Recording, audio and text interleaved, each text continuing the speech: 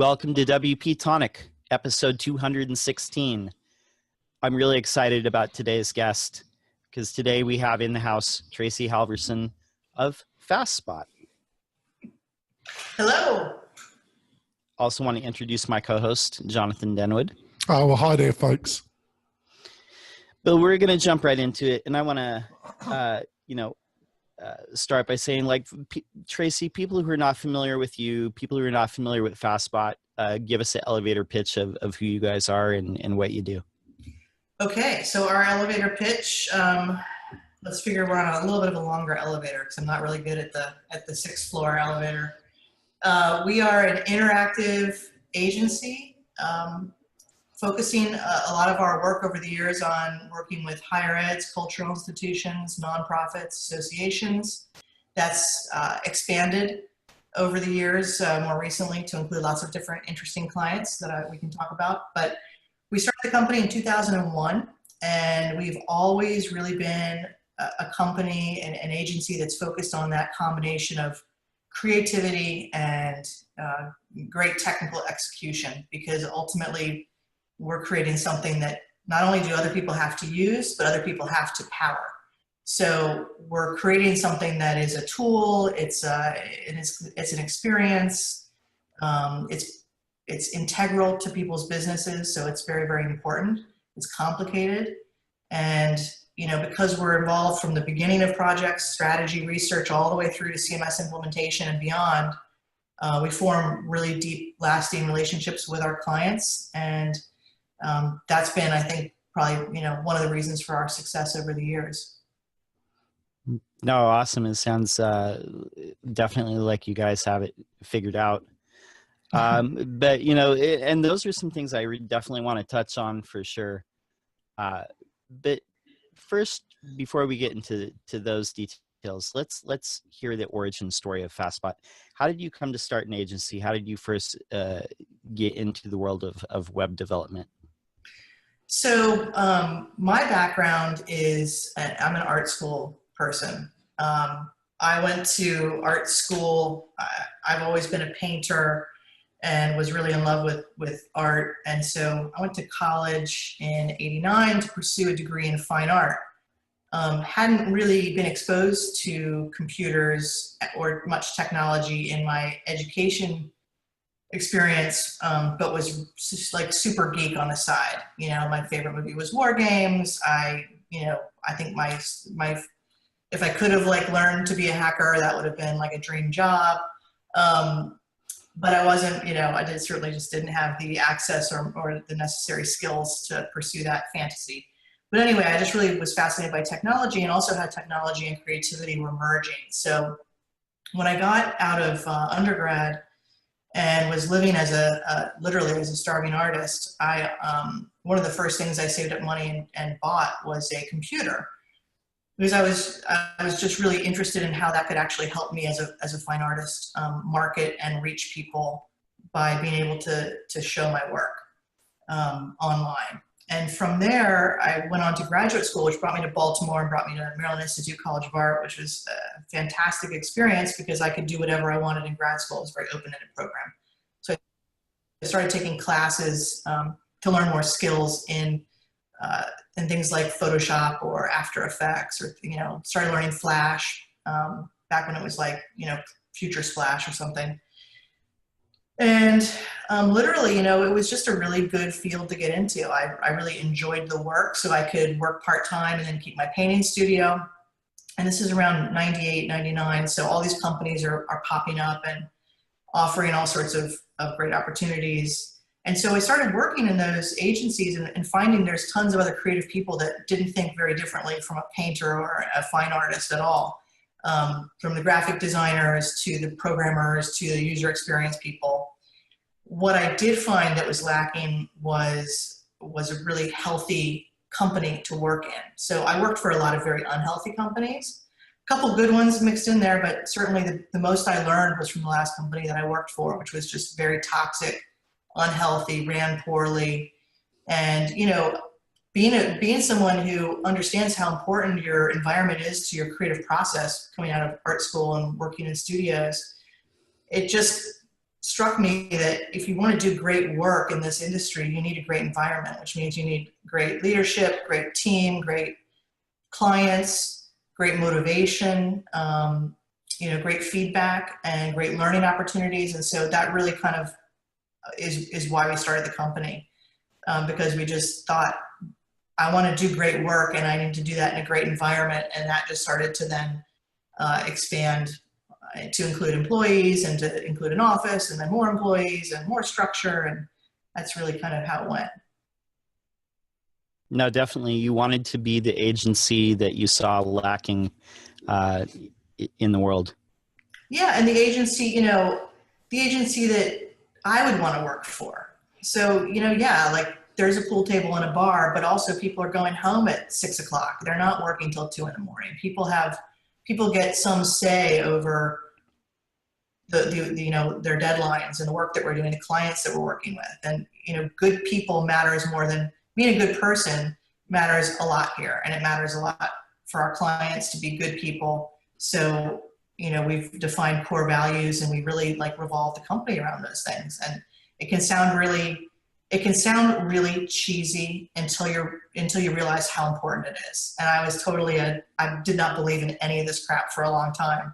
And then one day I woke up and I thought, oh my God, we actually really need these things. Otherwise we're just kind of bullshitting ourselves. And so if we're going to be a company that's full of good people, we want people to adhere to that. We need to define it, and we need to walk the talk, basically. What you just said is really fascinating, and I want to focus on that for just one additional minute. But when you say culture is important, and was there a turning point, like in an event where maybe just a general vibe that was going on, and what made you put more effort into culture, and how have you seen your agency transform in the time since then?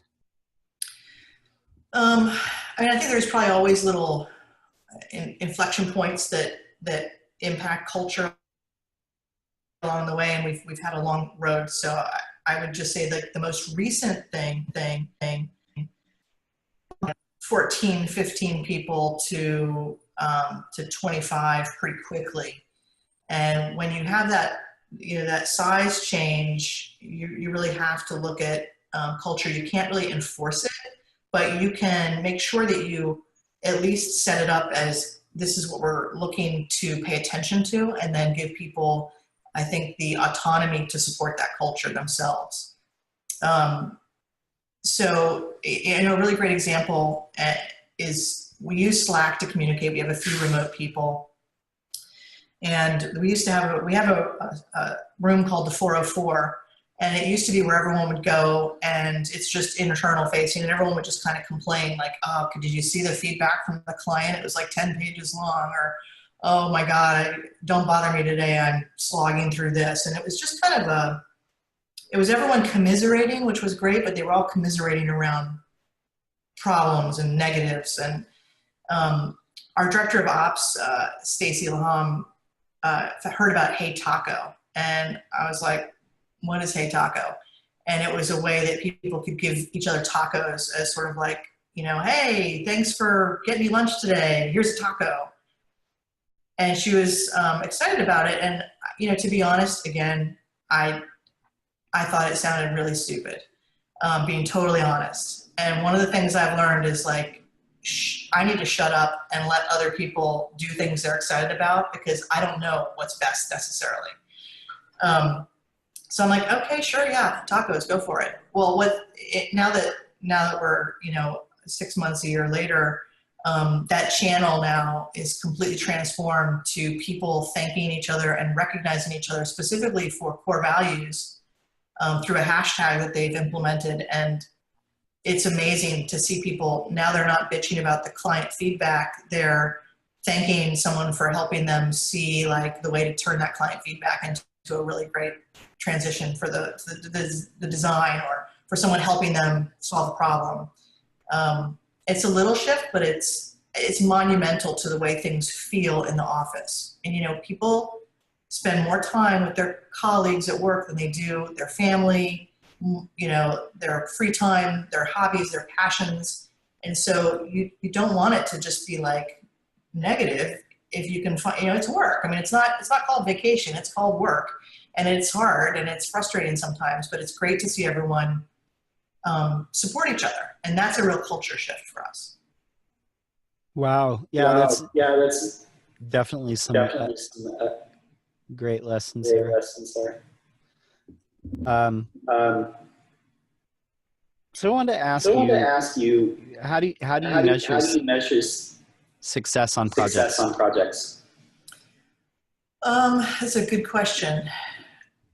It's funny, when we sit down with clients, we write success metrics into our creative brief. So we talk with the client about what success looks like for them, because we're a service industry. So as much as like we might love something, if it doesn't work well for the client, it's not successful.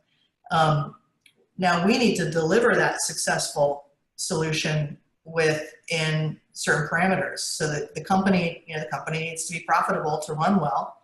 So we've got success metrics for ourselves around meeting our scope deadlines, meeting our time deadlines, our deadlines for delivery.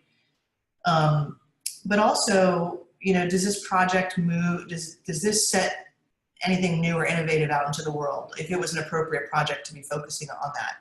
Have we tried something new in mobile that's going to make a more useful experience for the user? Have we tried something on desktop that is going to create a better connection for this user and the audience, and the organization that's trying to talk to them? So I think that sometimes awards are a great way to gauge that. Press, people just talking about the work, noticing it. We see a million things every day. If I know that somebody stopped and took 5 extra seconds to look at something and then tweet about it, to me, that's a major signal of success. But for our clients, it's really usually about moving some significant metrics for them. I think that's excellent. And like you said, pushing the boundaries helps your agents, and it helps your clients. So one thing I want to ask is, we were talking before the show about growing the agency and how those shifts happen. Like every time that you double in size, or every time you hit a certain level, things start to shift in an agency. And how have you dealt with those shifts that happen as you've expanded in size? And have you reached out to other agency owners to get input, or are you part of like an owner's camp or something like that? Yeah, I have to give major shouts out to Carl Smith and to Greg Hoy and Greg Story, who started Bureau of Digital, and Carl's running it now. We got invited to a very early gathering of other agencies they were kind of testing the model out. And that has been definitely hugely informative and helpful to us growing our company. There's nothing better than, sitting around and talking to other people who are dealing with the exact same problems you are. And I remember someone saying a long time ago that, employees are not necessarily going to be the people that can help you solve the problems of an owner. And so if you own the company, or you're in a major leadership role at the company, you need to talk to other people in the same roles at other companies, if at all possible, to find solutions. And I love the camaraderie that's in our industry. I count a lot of people who you could call them competitors, and they're friends. Sure, sometimes we go up against each other, but in the bigger scheme of things, we're all trying to do something great together.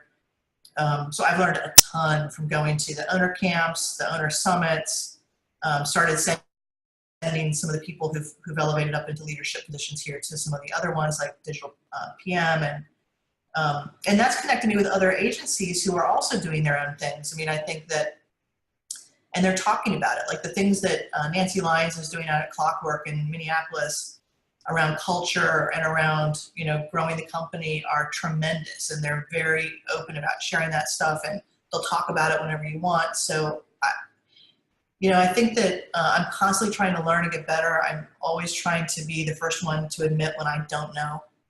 And, you know, I will tell you, I don't know how to run a company. I went to art school. I have no background in this. So I try and read as much as I can. I try and be humble and be fully willing to say that is a better way to do something than what I thought. But then at the same time, you know, I have built this company up with my partner, Amy Goldberg, and I do have to trust my gut. You know, it's gotten me this far. I don't want to give up too much control. And sometimes you really do need to step in as a leader and say, this might buck the trend of what everyone else is saying, but I really believe we have to go this direction. And those are the hard decisions that you have to make sometimes. One more question before we hit our midpoint break, and that is I've noticed that you have a lot of clients in the education field, a lot of universities, a lot of these big launches. They're very, very impressive. Did you set out intentionally to serve universities and colleges, or was that something that just sort of happened? And how has that impacted getting future work from them, from similar institutions? Well, thank you. And I would say that no, it was not necessarily intentional, but I don't know that anything was intentional at the beginning. So to be fair, I think when you start a company the way we did, you're just happy to get work, and you're just trying to figure it out. What we had some opportunities to work with higher education organizations very, very early, you know, within the first couple months of the company, when it was just Amy and I, and then one employee. And what I found is that there was a great synergy around the appreciation for the complexity of the problem.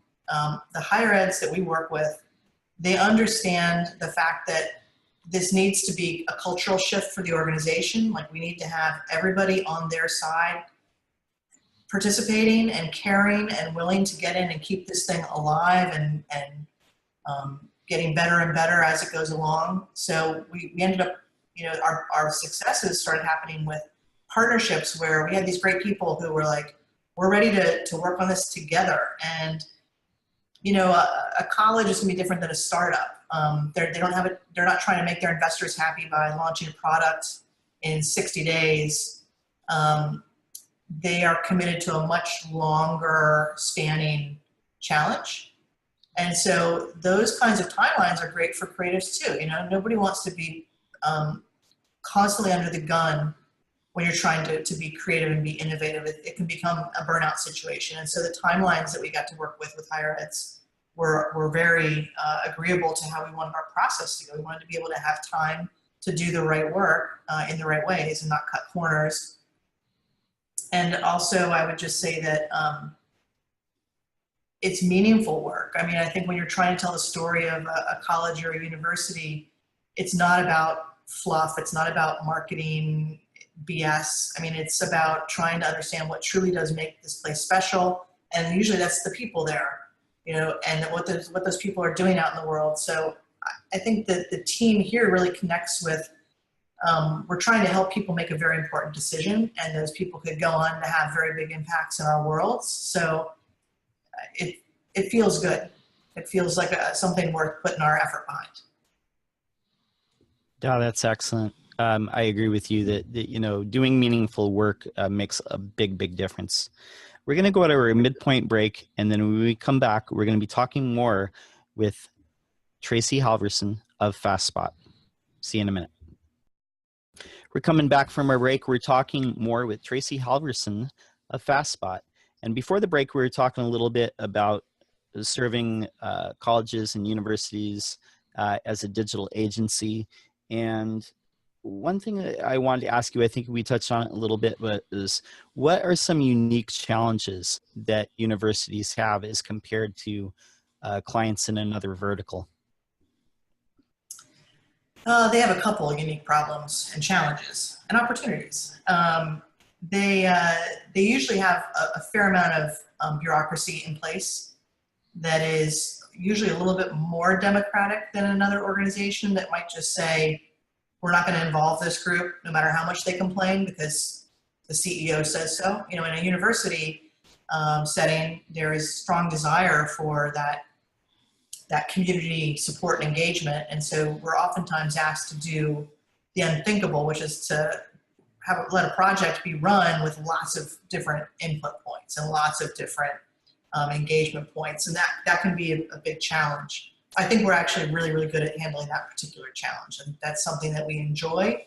We like educating the clients and the community on the client side, but that's definitely a challenge. The other challenge that is unique to them, I think, is that they are existing in a very similar playing field that has traditionally not had to be as aggressive around marketing, especially digital interactive engagement, as other marketplaces. College was a no-brainer for a long time. People made it work. They got their applications came in.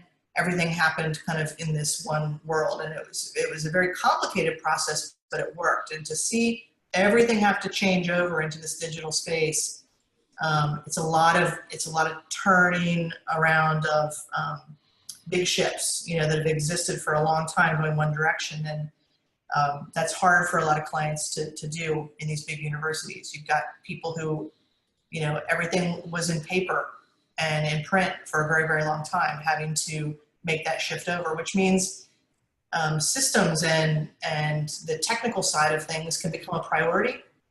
And so then you end up in a situation where the IT team are the people who hold all of the strings when it comes to the website, but the website is how you're communicating with the outside world. So there's a big disconnect. So that's a challenge that they have faced because of I think just the natural clash between what a technology group typically did for a college and university and what a marketing communications group typically did for a university, and how those things need to merge and shift now with the internet. And I think the last thing is that they are, again, competing in this space where that is getting more competitive. I think, you know, more expensive, more challenging, more pitfalls in it.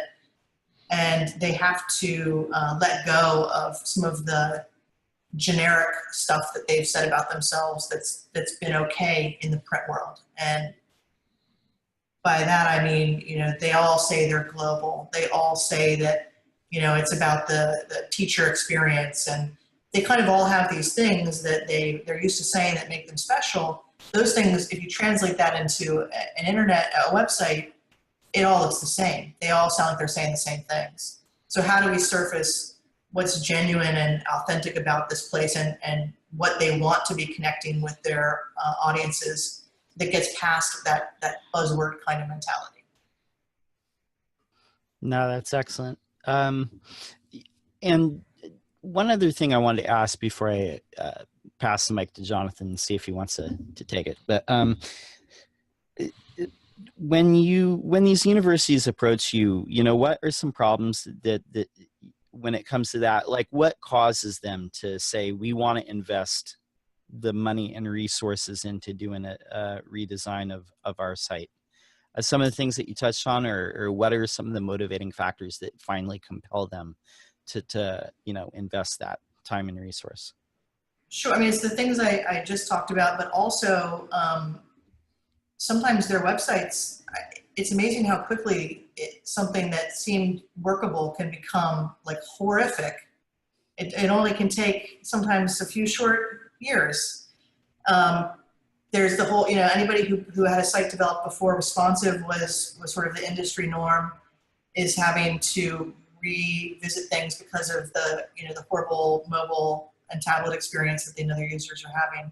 I think there's also been kind of a late to the game recognition that this is it. This is the first stop. This is the first stop for the world. They're not going they're not seeing anything else, going anywhere else, talking to anyone else. It's the website. It's that important. And I think as you have leadership at these universities start to realize that, even if their application numbers are fine, or their endowments are fine, or their reputation seems fine, they recognize that it's a little bit of a black eye. It's a little bit of a blemish to let this site just linger out there when it's obviously so important.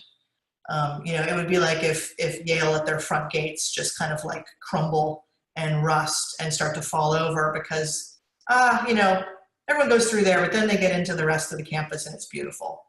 So I do think that they just realize how important it is and how quickly people make first impressions and make assumptions about brand and quality and experience within the first few moments of experiencing a website. So whether you like it or not, that's the world we live in. And I think to let your website sit out there as an eyesore can do a lot of harm. And it's correctable. No, that's sage insight. Jonathan, do you have anything that you want to ask Tracey? You're on mute. Can't hear you. Sorry, I apologise.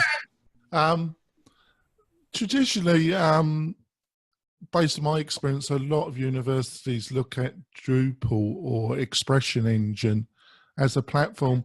Have you had any kind of problems with getting Facebook accepted, especially by university IT departments, as the platform that should be used? It's always a very important discussion. We work with Drupal, we work with WordPress, and we work with BigTree. And those are the three that we will actually write a proposal for and support the implementation around. Those are wildly different content management systems. To say there's anything common about them except that they're open source is uneducated. Drupal, from my experience, I would say if you don't have a really strong in-house team that knows their way around that CMS, do not, or if you're not prepared to ramp up around that CMS, do not think that just because you heard it's a good one, that that's the one you should use. And so a lot of times we try and build in a period of consultation around a CMS, as long as we know a client's willing to go with one of those options. We'll say, look, the price can change depending on what you decide, but let's talk about it. Because there's also, if the IT team knows Drupal, but you need the marketing team and the communications team to run the website, you don't want to be in the same situation where every request has to pass through IT, who's also dealing with the internal servers and the internal applications and security and things that are more, probably higher up on their job responsibility list than updating the faculty bio for the university's website. So, we don't want to see those situations happen. Usually I find the best thing is to take the people who will be using the content management system and walk them through 3 different experiences of creating a page, literally doing something that you will have to do in your day-to-day work once this website is live. And just, the great thing about technology, if you look at Apple as an example, the great success of Apple is that they made working on the computer pleasurable. They made work feel creative and beautiful and, streamlined. And the CMSs are mostly all still failing in that regard. So, I'm not going to tell someone, oh, well, you're going to hate using this. It's going to frustrate you. It's going to scare you. It's going to break a lot. It's going to give you a lot of headaches, but it's the best solution. I can't tell a client that. So they're all different, but I think that in a lot of cases we're steering clients towards BigTree and WordPress because of the user experience and the ease of use. They don't need to walk through all that complexity of Drupal to do what they need to do. Oh, great answer, Tracey. As the business has grown, have you had to build kind of a sales team? Have you had to increase your content marketing? Have you had to build up more of a position of having a team that has to go out looking for work rather than being passive and work just coming to you? That's a good question. I would say that we have assumed that, yes, we are going to need to get more aggressive about going out and looking for work. But the reality is that doesn't usually generate the same kind of growth that is from more of our inbound or word of mouth growth. So,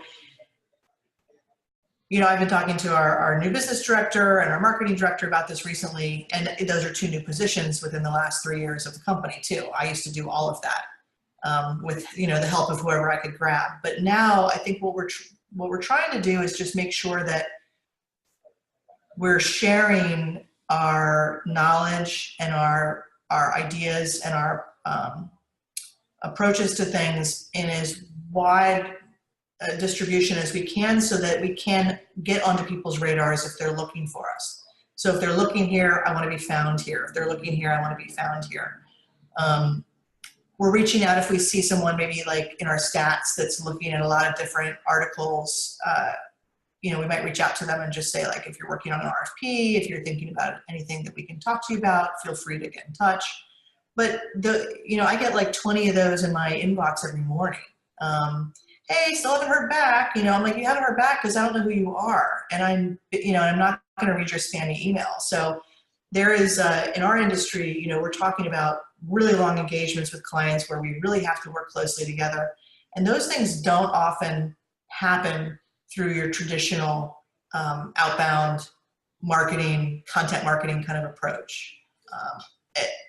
Not in the way that I see value around nurturing our existing relationships, looking to grow in different kinds of ways. So, you know, we've been very fortunate.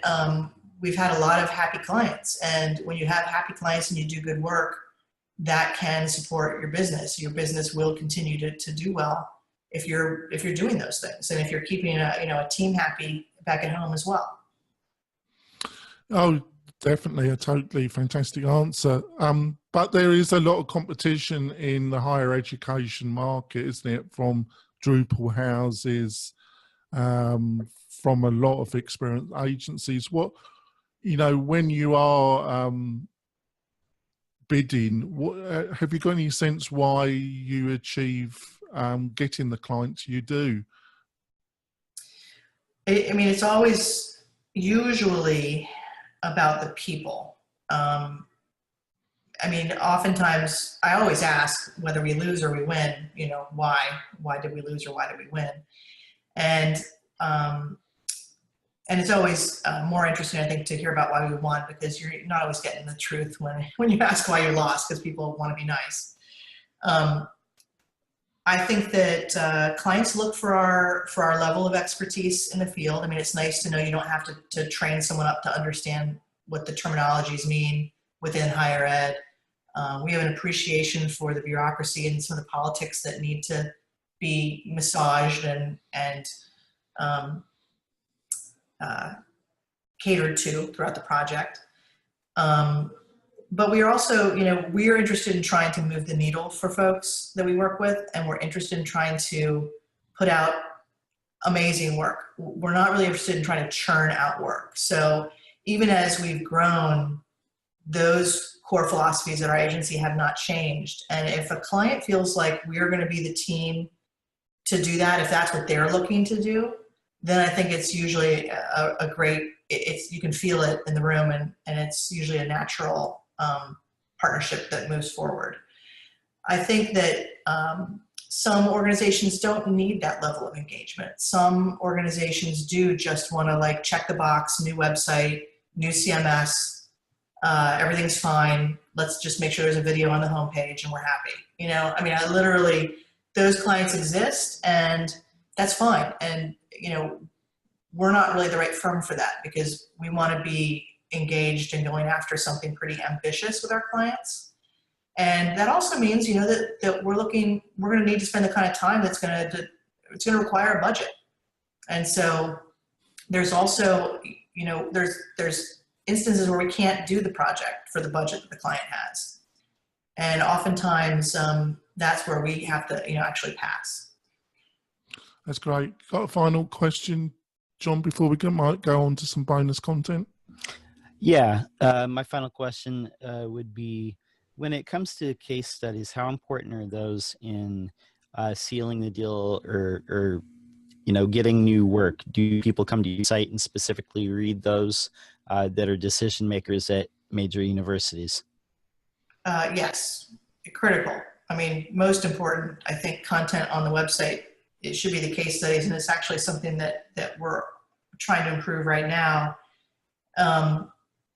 It's very easy to get to the end of a project and everybody just wants to, oh my gosh, it's been a year, it's been a lot of work, site launched, woohoo, and then we're on to the next thing. And to me, until we know how that site is performing, until we know how the client is using it, how are we impacting those success metrics? Like, is the race car winning races? Until we know if what we've built is doing well, we don't really have a lot for a case study.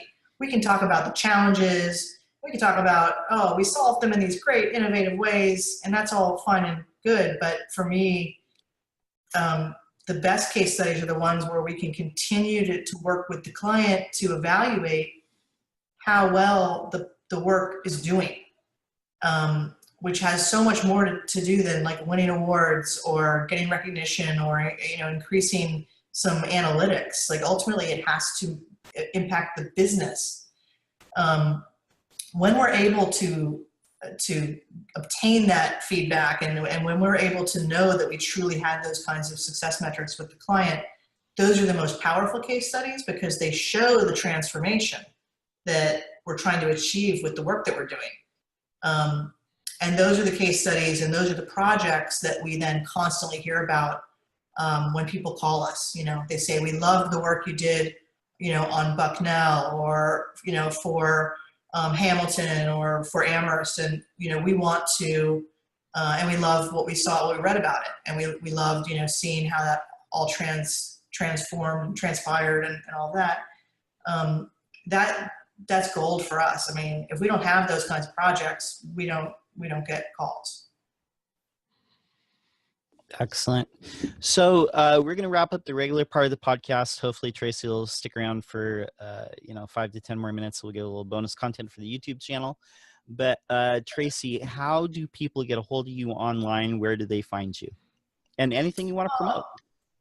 Yeah, I mean, well, they can find me at Tracey Halvorsen on Twitter, and that's you can spell it a bunch of different ways, but I'll tell you to spell it TRACEY HALVORSEN. You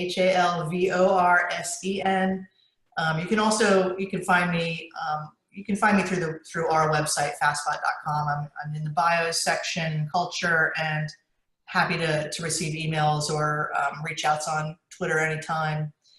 And the one thing I would promote is, just continuing to have open dialogue around agencies. I think it's great when we can get together. We're stronger together than we are apart.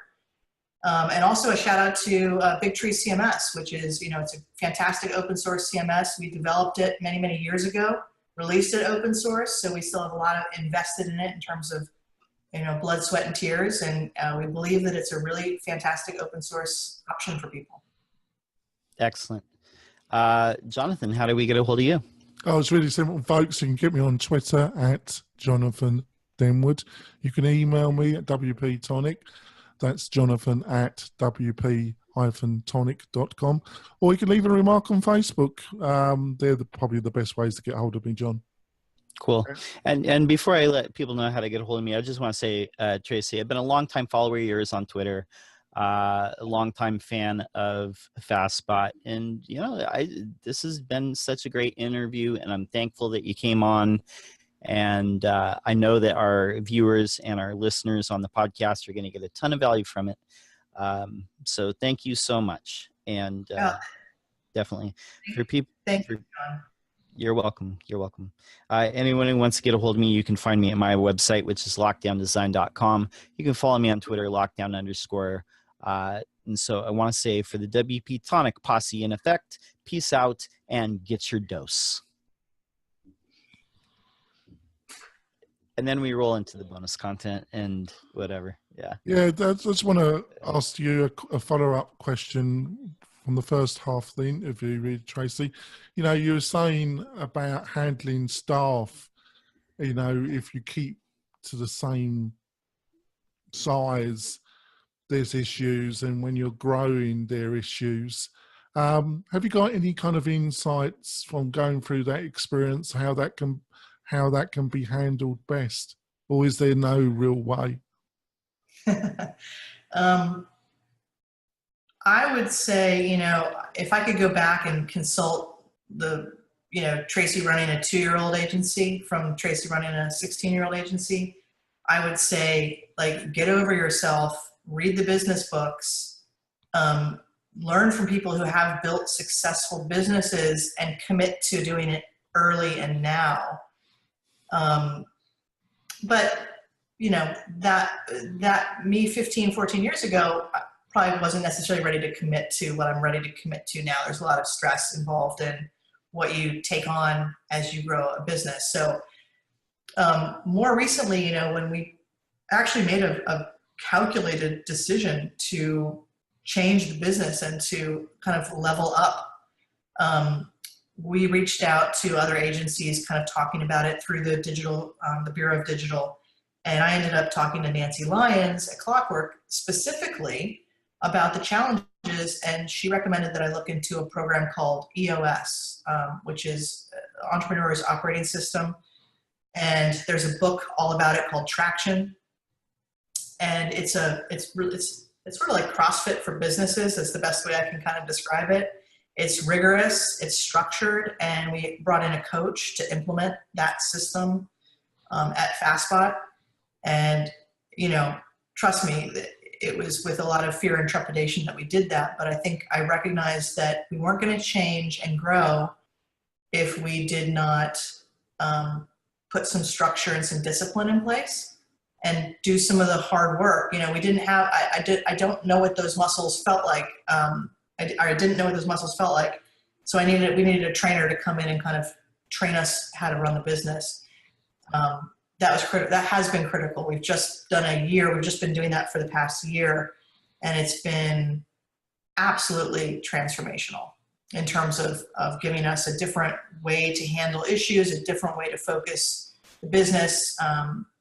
Accountability is a huge aspect of it, and you can't really grow a company if you don't start spreading out accountability and giving people more control and more say in the company. So we've got a great leadership team in place now, and we've created some new positions, and I think created a great structure to go to hopefully, you know, a few more levels before we have to come up with something else. Oh, thanks, Tracey. I was going to say Facebook, WordPress. WordPress has been sold as free, as easy. Is that a slight problem when you're bidding for these higher projects and the kind of budgets? And has just the general culture in the way WordPress has been sold to the public, has that been a slight problem? It used to be. I don't think it is anymore, because I think enough people have been, they've been around the merry-go-round a couple times, and so they know that that's a lie. They know that we're not trying to come in and like help their mom set up a cooking blog. You know, when it's the kind of projects we're talking about, they understand there's complexity, and they've heard enough horror stories. You know, I mean, I remember going in and talking to a client a few years ago. I was about 5 years ago, 5 or 6, and they had a WordPress site that literally, the best analogy for it is, I mean, it was like toothpicks and tape and gum that was like the Eiffel Tower. And if you just, you know, did one little thing here, like the whole thing would crash. It was, and that you can build anything that way. So, I mean, the way you build something in WordPress, the way you build something in Drupal, the way you build anything can be done well, or it can be done poorly, or it can be overdone or underdone. And so I think that people understand that there's no silver bullet with WordPress. What we do say with WordPress is, it's got pros and cons just like everything else. So we really just want people to appreciate the pros of WordPress, which, it has evolved into into a good CMS, out of a great blog that people tried to use as a CMS. So we were happy to see it evolve to the point where our development team said, yeah, we're willing to put our effort around supporting this platform because it has matured into a platform that is powerful and is truly usable, and it seems like it's going to continue that way. You were talking in the interview that as you're working with clients, you're trying to find out what is a kind of unique selling proposition of each university or educational institute. But generally, my observation of a lot of educational websites is banality. There seems to be a general look that a lot of education establishments take.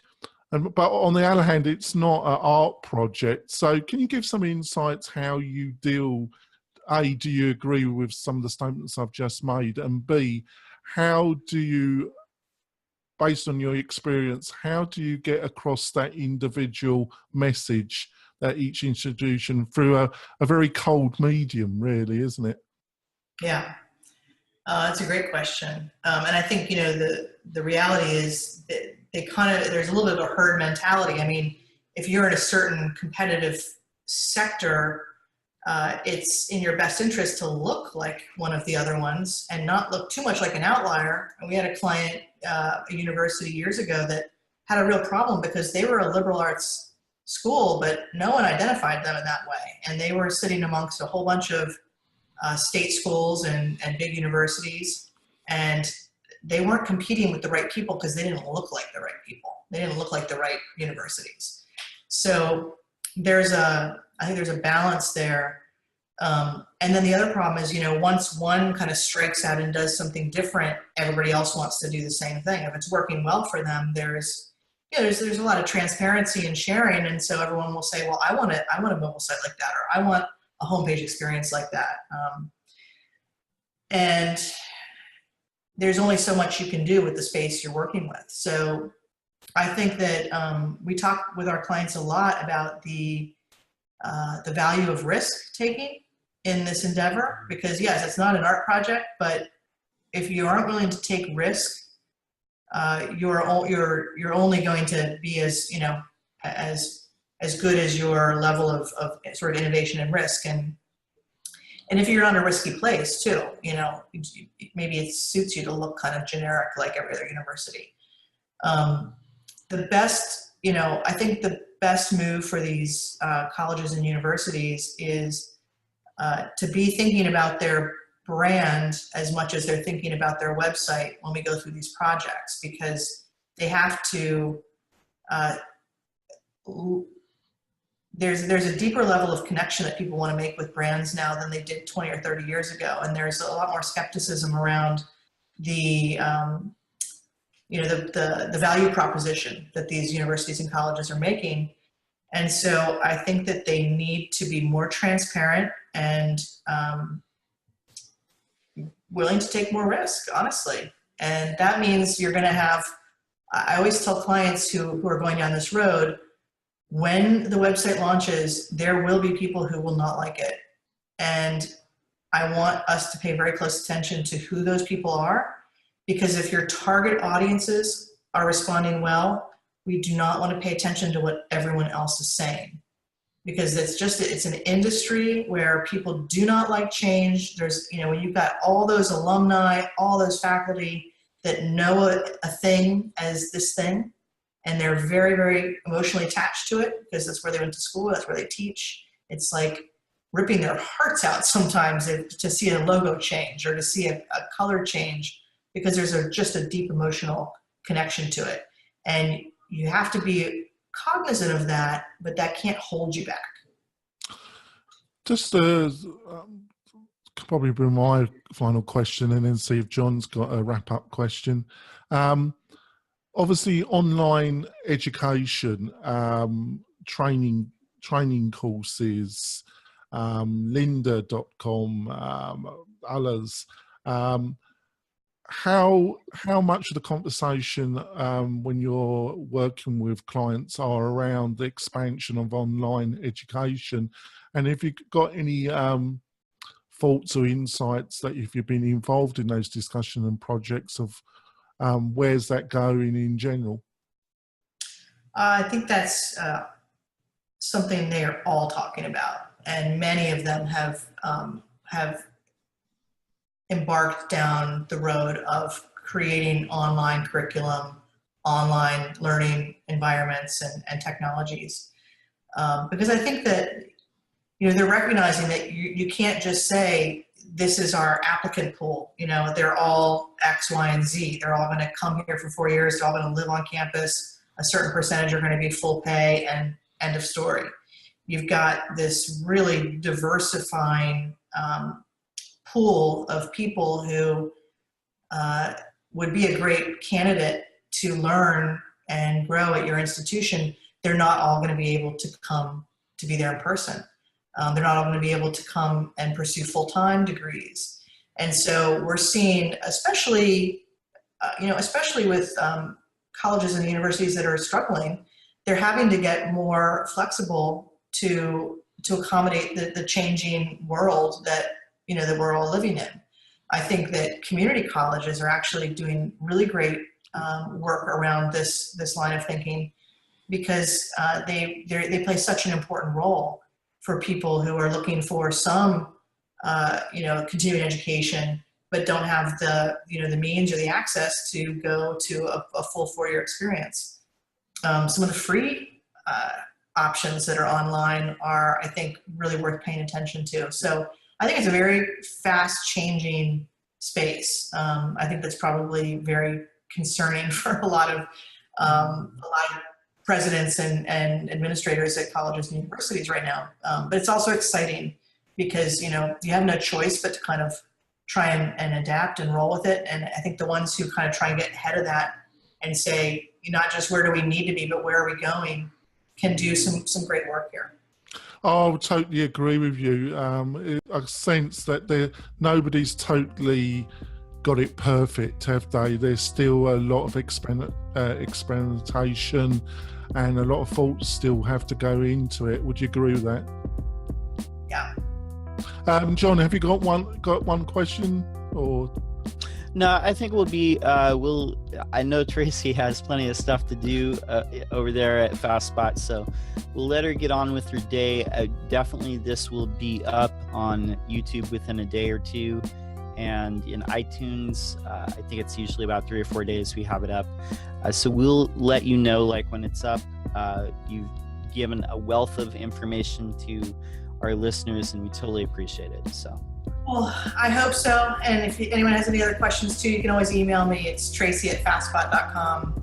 John, it's so nice to meet you, at least virtually. I've enjoyed talking over the years on Twitter, and was very happy that you wanted to have me on. So thank you very much. Oh, definitely. Thank you, Thank you so much, Tracey. Really enjoyed the interview.